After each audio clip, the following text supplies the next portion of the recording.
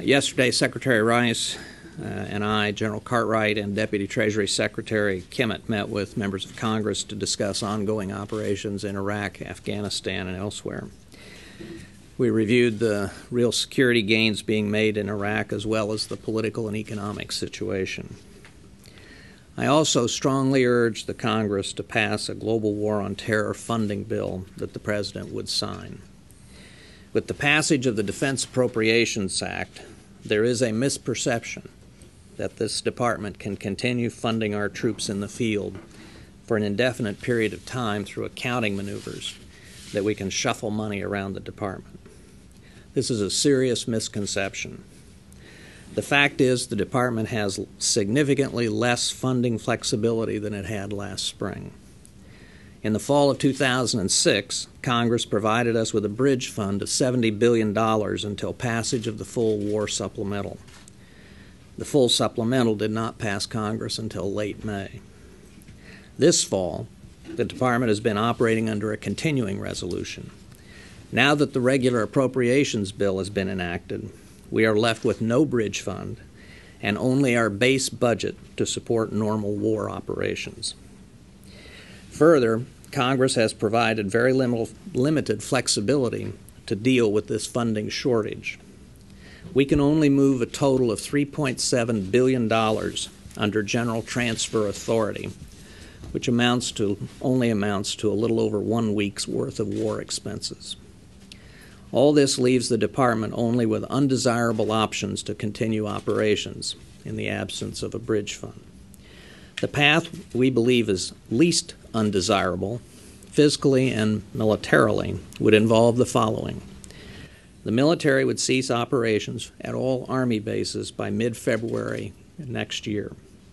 This would result in the furloughing of about 100,000 government employees and a like number of contractor employees at Army bases. These layoffs would have a cascading effect on depots and procurement. Similar actions would follow for the Marine Corps about a month later. By law, we're required to notify certain union employees 60 days in advance, so appropriate notices would have to go out starting in mid-December.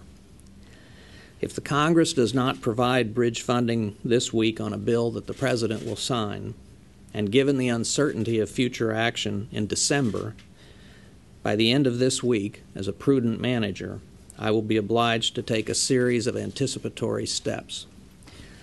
First, submit an urgent reprogramming request to the Congress, and second, direct the Army and Marine Corps to develop a plan to furlough employees, terminate contracts, and prepare bases for reduced operations. These plans would begin to be implemented in mid-December. It is a fact of life that even if we receive a $50 billion bridge now and the President signs it, it will fund war operations only through about the end of February. And so we would be back in this situation immediately after the Congress reconvenes in late January. A final point. I make these comments solely as the person charged by the President and the Congress with administering the Department of Defense. The high degree of uncertainty on funding for the war is immensely complicating this task and will have many real consequences for this department and for our men and women in uniform. I'd just like to follow up on what the Secretary said in terms of executing the budget inside the current constraints. As a former service chief and in a position to have to deal with these uncertainties, and the Secretary pointed out anticipatory things that leaders and managers have to do without the kind of bridge support that's being requested. Services start reacting very, very quickly inside the services, anticipating even the anticipatory measures that the Secretary spoke of. And it just from a management standpoint, and actually from an expense standpoint, you do start to draw in very quickly, and your ability to execute a budget is much less effective and much less efficient. Thank you. Well, why do you think your case has been so unpersuasive? Well, I think that there is, for two reasons, just speaking quite frankly. I think, first, I think there is this misperception that now that we have a 2008 appropriations bill, that somehow we can shuffle the money around and find a way to get ourselves to April or May or some period of time. And what I'm just trying to say is I believe the appropriators understand that is not the case. Those who are not involved in the appropriations process for defense may not understand just how limited our ability to transfer funds around the department is, the $3.7 billion that I talked about. And so they may not understand just how complicated and how the situation is, and also how restrictive.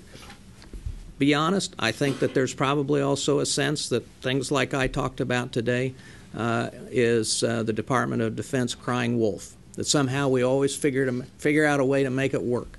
Well, the way we always figure out a way to make it work is because the chiefs and the service secretaries have to jump through hoops to figure out ways to try and be prepared for a cutoff of funds. We come right up to the edge of the precipice, and then just like at the end of last May, we got the supplemental. So we didn't have to do a lot of the dramatic things that we did. We did a lot of things. Mm-hmm. And scared a lot of people who thought they were going to be furloughed and so on. I mean, we send a lot of signals to people as we try to get ready for these things. But, you know, it's a little bit the perils of Pauline. And so far, at least in my time here, we have gotten the relief from the Congress at the last minute. But it was at the last minute. And as I said before, we were working off of a $70 billion bridge fund last spring as well.